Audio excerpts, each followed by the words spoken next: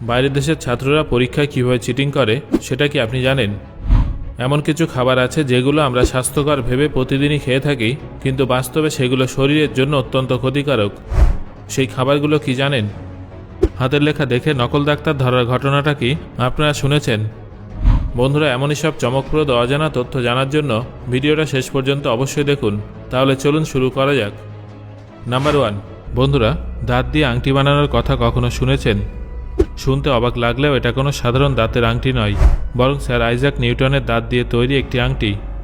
অনেক বছর আগে স্যার আইজ্যাক নিউটনের একটি দাঁত নিলামে তোলা হয়েছিল। সেই নিলামে এক ব্যক্তি দাঁতটি কিনেছিলেন এবং পরে সেটি দিয়ে একটি আংটি তৈরি করা হয়। ইতিহাস আর বিজ্ঞানের সঙ্গে যোগ থাকার কারণে এই আংটিটি হয়ে ওঠে একটি অনন্য সম্পদ। বর্তমানে আংটিটার মূল্য 60 থেকে 70 লক্ষ টাকার কাছাকাছি। নাম্বার 2, বন্ধুরা, এই কথাটাতে আপনারাও নিশ্চয়ই আমার সঙ্গে সহমত হবেন যে বেশিরভাগ ডাক্তারদের হাতের লেখা খুব একটা পরিষ্কার হয় না। অনেক সময় সেই লেখা বুঝতে রোগী এবং ফার্মাসিস্ট দুজনকেই সমস্যায় পড়তে হয়। তবে এবার যে ঘটনা সামনে এসেছে সেটা শুনলে আপনারা অবাক হয়ে যাবেন। গোয়ালিয়রের একজন রোগী ডাক্তারের হাতের লেখা একেবারেই বুঝতে না পারায় পুলিশের কাছে অভিযোগ জানায়। শুরুতে বিষয়টা অনেকের কাছে হাস্যকর মনে হলেও তদন্ত এগোতেই বেরিয়ে আসে চাঞ্চল্যকর সত্য। তদন্তে জানা যায় যে ব্যক্তি ওষুধের নাম লিখে দিয়েছিলেন তিনি আদৌ কোনো ডাক্তার ছিলেন না। ভুয়ো ডিগ্রি কিনে তিনি মার্কেটের মধ্যে একটা ক্লিনিক খুলে দীর্ঘদিন ধরে মানুষের চিকিৎসা দিয়ে যাচ্ছিলেন। এই ঘটনা আবারও প্রমাণ করে দেয় যে শুধুমাত্র সাইনবোর্ড বা ডিগ্রির কাগজ দেখেই নয়, চিকিৎসকের সত্যতা যাচাই করা অত্যন্ত গুরুত্বপূর্ণ।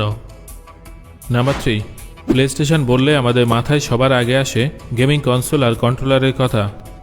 কিন্তু আপনারা কি জানেন, একসময় প্লে স্টেশন বাজারে ওয়াইনও লঞ্চ করেছিল। 1999 সালে যখন প্লে স্টেশন উত্তর আমেরিকায় প্রায় 2 কোটি ইউনিট বিক্রির মাইলফলক ছুঁয়েছিল, সে ঐতিহাসিক সাফল্য উদযাপন করতেই তারা বাজারে আনে একটা লিমিটেড এডিশন ওয়াইন। এই বিশেষ ওয়াইনের দাম ছিল প্রায় $250, অর্থাৎ ভারতীয় মুদ্রায় প্রায় 22,500 টাকার কাছাকাছি। সবচেয়ে মজার বিষয় হলো এই ওয়াইনটা আজ আর কোথাও পাওয়া যায় না, কারণ লঞ্চ হওয়ার পরপরই এটা সবকটা বোতল বিক্রি হয়ে গিয়েছিল। নাম্বার 4, 1950 সালে এক অদ্ভুত কিন্তু বাস্তব পেশা ছিল লিপস্টিক টেস্টার। তখন লিপস্টিক টেস্টার হিসেবে কাজ করতেন এক ব্যক্তি, যার প্রধান কাজ ছিল শুধুমাত্র এক জায়গায় বসে থাকা। বিভিন্ন মহিলা নতুন নতুন লিপস্টিক লাগিয়ে সেই ব্যক্তিকে চুম্বন করতেন আর লিপস্টিকের কোয়ালিটি যাচাই করতেন। এই পেশাটার কথা আজকের দিনে শুনে অদ্ভুত মনে হলেও সেই সময় কিন্তু এটা একটা সম্মানজনক পেশা ছিল। সবথেকে অবাক করা বিষয় হলো এই কাজের জন্য সেই ব্যক্তি ভালো অঙ্কের মোটা বেতন পেতেন। নাম্বার 5, বর্তমান সময়ে ওয়াশিং মেশিনের ডিজাইন আর আকার কেমন হয় সেটা তো আমরা সবাই জানি, কিন্তু আপনারা কি জানেন 90-এর দশকের ওয়াশিং মেশিন দেখতে ঠিক কেমন ছিল? না দেখলে এখন দেখে নিন। এটা হলো 90-এর দশকের একটা ওয়াশিং মেশিন, যেটা প্রায় 40 থেকে 45 বছর পুরনো হওয়া সত্ত্বেও দারুণভাবে কাজ করছে। অবাক করার মতো বিষয় হলো এর কাজ করার পদ্ধতির সঙ্গে বর্তমান সময়ের মেশিনের অনেকটাই মিল আছে। এই মেশিনে প্রথমে ড্রামের ভিতরে জামাকাপড় দিতে হতো, তারপর জল ও ডিটারজেন্ট যোগ করা হতো, তারপর ড্রামটা নিজে থেকেই ঘুরতে শুরু করত। আর সেই ঘূর্ণনের ফলে তৈরি হওয়া ফ্রিকশনের মাধ্যমেই কাপড়ের ময়লা পরিষ্কার হয়ে যেত। প্রযুক্তি বদলালেও সেই সময়ের ইঞ্জিনিয়ারিং যে কতটা টেকসই ছিল, এই ওয়াশিং মেশিনটাই তার একটা জীবন্ত প্রমাণ। নাম্বার 6, আপনারা এই ভিডিওটা হঠাৎ করে দেখলে আপনাদের হয়তো মনে হবে যে এটা টিস্যু রোল বা টয়লেট পেপার রোল, কিন্তু এটাকে ভুলেও সেটা ভাববেন না। এটা কোনো সাধারণ রোল নয়, বরং এটা হলো স্টিলের রোল। এটা দেখতে আপনাদের খুব সাধারণ বলে মনে হলেও এর মধ্যে মাত্র একটা কয়েলের ওজন 5টা হাতির সমান।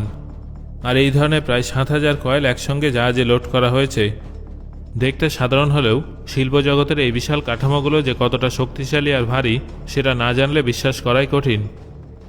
নাম্বার 7, আমাদের দৈনন্দিন জীবনে এমন কিছু খাবার আছে যেগুলো আমরা প্রতিদিন খাই এবং স্বাস্থ্যকর বলে মনে করি, কিন্তু বাস্তবে সেগুলো অনেক ক্ষেত্রেই শরীরের জন্য ক্ষতিকারক হতে পারে। একটা আর্টিকেল অনুযায়ী প্রতিদিন চা পান করা, বিশেষ করে সকালে ঘুম থেকে উঠে খালি পেটে চা পান করা, কনস্টিপেশন থেকে শুরু করে হজমের সমস্যা পর্যন্ত নানা রকমের শারীরিক জটিলতা তৈরি করতে পারে। এমনকি দীর্ঘদিন ধরে অভ্যাস চলতে থাকলে শরীরের গুরুত্বপূর্ণ অঙ্গগুলোর উপরেও প্রভাব পড়তে পারে। চায়ের সঙ্গে আমাদের নিত্যদিনের সঙ্গী হলো টোস্ট এবং ব্রেড।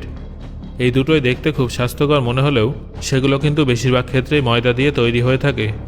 কখনো যদি ব্রেডের প্যাকেটের পেছনের উপাদানের তালিকা পড়ে দেখেন তাহলে বিষয়টা আরও ক্লিয়ার হয়ে যাবে। এছাড়াও আমরা যে সমস্ত রঙিন পাঁপড় বা স্ন্যাক্স বাটিতে ভরে ভরে খাই সেগুলো বেশিরভাগ ক্ষেত্রেই ময়দা দিয়েই তৈরি হয়ে থাকে। তেলে ভাজার পরে এগুলো প্রচুর পরিমাণে তেল শোষণ করে নেয়, যেটা আমাদের শরীরের জন্য মোটেও ভালো নয়। চায়ের প্রসঙ্গ যখন উঠছেই তখন বিস্কিটের কথা না বললেই নয়। আমরা নর্মালি চকলেটকে ক্ষতিকারক মনে করে বাচ্চাদের থেকে দূরে রাখার চেষ্টা করি, কিন্তু বাস্তবে এক প্যাকেট বিস্কিট অনেক সময় চকলেটের থেকেও ক্ষতিকারক হতে পারে, কারণ এর মধ্যে থাকে ময়দা, পাম অয়েল এবং অতিরিক্ত চিনি। এছাড়াও বাজারে বিভিন্ন ফ্লেভারের ক্যান্ডি পাওয়া যায়, যেগুলো শরীরের জন্য অত্যন্ত বিপজ্জনক হতে পারে। এই সমস্ত ক্যান্ডির মধ্যে থাকা ফ্লেভারড কেমিক্যাল ধীরে ধীরে শরীরের গুরুত্বপূর্ণ অঙ্গগুলোর ক্ষতি করে। দেখতে সাধারণ মনে হলেও প্রতিদিনের এই ছোট ছোট খাবারগুলো অনেক সময় আমাদের অজান্তে বড় ক্ষতির কারণ হয়ে দাঁড়ায়। নাম্বার 8, অনেক মানুষই এমন আছেন যারা ছাত্র অবস্থায় কখনো না কখনো পরীক্ষায় চিটিং করেছেন, যদিও প্রত্যেকের টুকলি করার পদ্ধতি আলাদা আলাদা হয়ে থাকে। ছোটবেলায় অনেকেই মেধাবী বন্ধুদের পড়াশোনার উপরে নির্ভর করত, আবার কেউ কেউ বই থেকে কপি করে নিয়ে যেত। তবে এগুলো মূলত আমাদের দেশের পরিচিত চিত্র, কিন্তু বিশ্বের বিভিন্ন প্রান্তে চিটিং করার পদ্ধতি যে কত রকম হতে পারে সেটা জানলে আপনারা অবাক হবেন। যেমন এই নেল আর্টটা দেখুন, এটা জাপানে ব্যবহৃত একটা চিটিংয়ের কৌশল, যেখানে নখের উপরে খুব ছোট ছোট করে উত্তর লিখে রাখা হয়। এবার আমেরিকা যুক্তরাষ্ট্রের এই মেয়েটার উদাহরণ দেখুন, যেখানে পোশাক কিংবা শরীরের এমন জায়গায় তথ্য লেখা হয় যেটা সহজে কারোর নজরে আসে না। এই তালিকায় চীন বাদ যায় কীভাবে?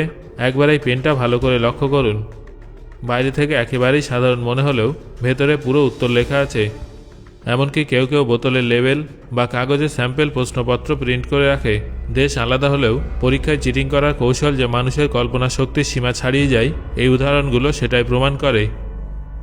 নাম্বার 9, বন্ধুরা এই ভিডিওটা মনোযোগ দিয়ে দেখুন।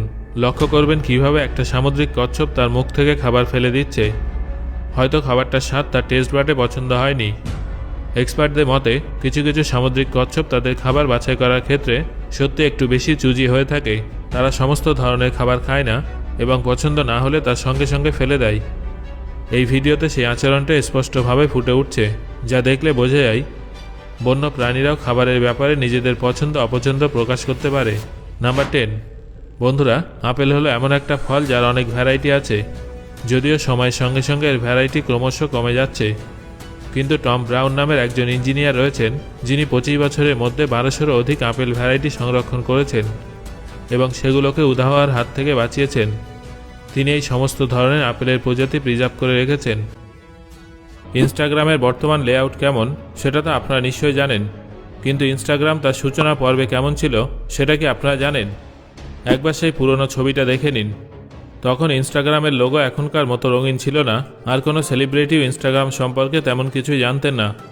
শুরুর দিকে ইনস্টাগ্রাম ছিল শুধুমাত্র একটা ফটো শেয়ারিং অ্যাপ। তখন সেখানে কেউ অ্যাকাউন্ট খুললেও খুব একটা আগ্রহী ছিল না। আর আজ দেখুন, ইনস্টাগ্রাম একাই ফেসবুক, হোয়াটসঅ্যাপ এবং ইউটিউবের মতো একাধিক প্ল্যাটফর্মের কাজ করে নিচ্ছে। সো বন্ধুরা, আজকের এই ভিডিওতে আলোচিত ফ্যাক্টগুলোর মধ্যে কোন ফ্যাক্টটা শুনে আপনি সব থেকে বেশি অবাক হয়েছেন সেটা অবশ্যই আমাকে কমেন্ট করে জানান। ধন্যবাদ।